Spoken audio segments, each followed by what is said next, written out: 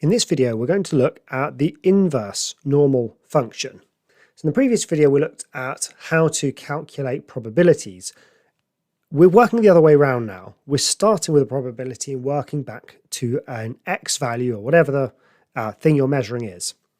So suppose we have this normal distribution. So it's a random variable with a mean of 30 and a standard deviation of 7.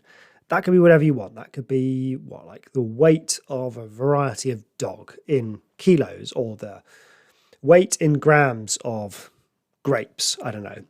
And it says, given that the probability that x is less than or equal to some value m is 0.6, find m. So here's a sketch to help us visualize what we're doing. Here's our distribution. Now there's some point on this distribution where the probability of being less than that is 0.6. So that is basically the bottom 50%. So where is that? That's going to be around here so that the area to the left of that, all of this region here, is 0.6. The question is, what is that value m? Well, once again, we're going to use the standardized distribution for this, and we're going to do it in the following way. We'll say, well, our z value is our x value, which in this case is m, minus the mean, divided by the standard deviation, which is 7. We're going to work out z, and we're going to use that to work out m. So what we're going to do is we're going to think about the standard normal distribution and say, where do you need to go on the standard normal distribution to get to a probability of 0.6? So what is the z value here that will give you an area of 0.6 for all of this? So we want this whole area here to be 0.6. And to do that, you basically just have two options. One is to hunt around on the tables until you find it, and the other is to use a calculator. So as always, I'll show you both. As with probabilities, I prefer using the calculator. I'm going to show you on tables first. So we want a probability of 0.6. All the stuff around the edges, like these numbers here, these numbers across here, these are z values. It's the stuff in here which is probabilities. And we are just hunting around for the value closest to 0.6. Now, if you read from left to right, the numbers increase. And look, between this one and this one, we cross over 0.6. So what would this one be? This one would be a z value of 0.25. So 0.25 is a z value which is close to the exact or accurate answer. But we can do better because we can say, look, what's the gap between this and 0.6? Well, what do we need to add? Remember that funny addition we do? If we added 13 to 5,987, that would get us up to exactly 0.6. Can we add 13? No, but we can add 12, which is very close. So sticking a 3 at the end of our z value will get us even closer. So let's piece this all together. It's 0.253. 0.253 is our z value.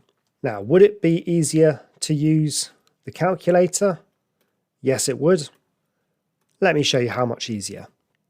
If you go to the menu of your calculator and distributions, you've got inverse normal there. When it says area, it's talking about the area to the left of a certain point, but we want the area to the left of that point to be 0.6. On our standard normal distribution, the standard deviation is 1 and the mean is 0. And there is our z value in more detail, 0.253. So I prefer using the calculator. You do you. You can use the tables or the calculator.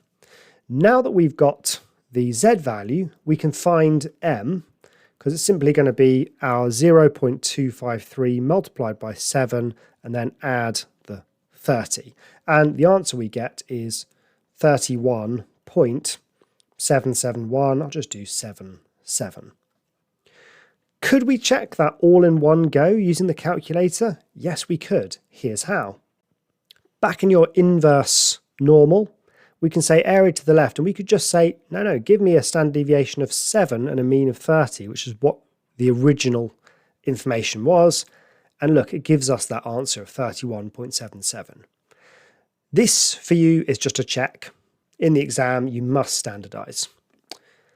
Okay, let's have a go at this one here. So given that the probability of x being greater than n is 0.05, find n. So on this one, where is that n? Well, it's the top 5%. So if the mean 30 is here, n is going to be way up here, capturing the top 0.05. So we're going to standardize again. Same idea as before.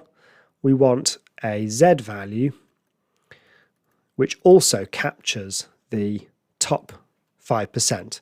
That point, well, we'll just call it z for now, it should also capture the top 0.05. So I'm going to show you once again on the tables, and then I'll show you on the calculator. So to do this, let's just write down our formula first. The z value we're looking for is going to be n minus the mean over the standard deviation.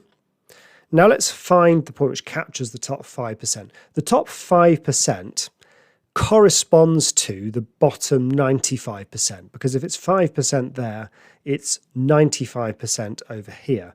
So the probability we'll be looking for is 0.95. So where is 0.95 here? Well, we've got to go down a little bit, and well, it's going to be around here. Okay, so it's 1.6, zoom out a touch, 0.164 gets us very close, because it's this point here where it crosses over. So 0.164 gets us close. How far am I away from 95%? I would just need to add 5 to this 4-digit number. Do we have 5? Yes, we do. That corresponds to the number 5, and therefore the full answer, our z value, is 1.645. So 1.645. Now, just to show you how easy that would be to locate using the calculator, let me show you that now. In our inverse normal calculator, I just put an area of 0.95, standard deviation of 1, mean of 0, and there's our 1.645 in more detail if we wanted it. Now we can find n, because I just take my 1.645, multiply it by 7, and add 30, and the answer is 41.52. Could we check that all in one go using the calculator? Of course we could. Go back to your inverse normal, put in a standard deviation of 7 and a mean of 30, and look, there's our answer. Okay, the fourth significant figure is off. Remember, don't worry about that. This is actually the most exact version we can get, but 41.52 is fine as well. Okay, that's the inverse normal function. Let's look at one more example. So, same distribution here, but slightly fiddlier problem. This time it says, given that x is between 24 and some number p, find p. So the sketch here is a little bit tricky because we don't really know where p is. Let me show you what I mean. We always put in the mean just to find our bearings, so that's 30. 24 is clearly below that. And we want the probability of being between 24 and some point p to be 30%. Now, we don't know whether that point p is to the left or the right of 30. So in your diagram, it just doesn't matter. Okay, I'm going to put it here. I might find out that p is less than 30, and that's fine. I want this area here to be 30%. So I want that to be 0.3. Our strategy here is to find this area, add this on to 0.3, and then I can just say the probability of being less than p should be these two probabilities combined. So the first thing I'll do is work out what the probability is of x being less than 24. And to do that, I need to standardize. That's the same as the probability of z being less than, well, we standardize, and what is it? It's 24 minus the mean over the standard deviation. So that is the probability that z is less than, and it's going to be minus 6 divided by 7, so that's minus 0.857857. I'm going to get that from the calculator rather than fiddling around in tables. So menu, distributions, normal, lower bound is unbounded, upper bound is minus 0.857, standard deviation 1, mean of 0, and it's 0.1957. So that's this bit here, 0.1957. Add these two together, and that tells me the probability of being less than p. So the probability that x is less than p is 0.1957 plus 0.3, which is 0.4957. Okay, so it turned out that p must have been just that side of 30, because 30 is half of the way through the distribution, and we're just under a half. So in fact, p was just here, but it really doesn't matter. Okay, let's work out what p is. Remember, our z value, which we'll work out in a moment, is p minus the mean divided by the standard deviation, which is 7. Let's work out what z is based on this here. You'll sometimes see this, by the way, written like this. You'll sometimes see phi inverse of the probability.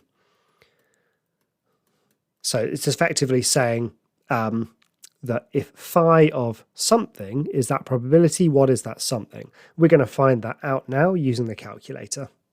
So go to the inverse normal function.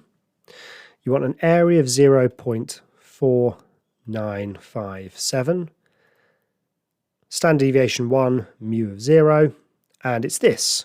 It's minus 0.0108. So that's the value here. And from that, we can work out what p is by multiplying that number by 7. So we have negative 0.0108 times 7 plus 30. And the answer is that p is 29.92, or 29.9 would be okay. So that's a more complex inverse normal problem.